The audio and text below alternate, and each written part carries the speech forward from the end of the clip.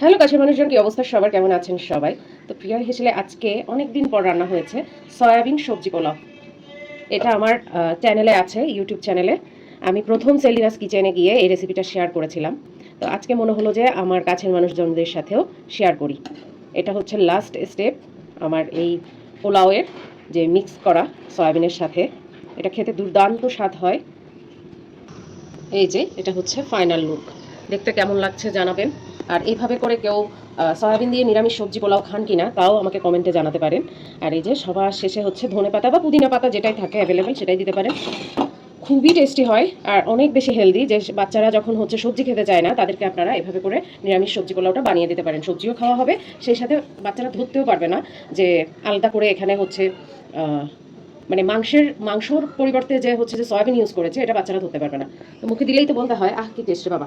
প্রিয়ার হেসেলের সঙ্গেই থাকুন।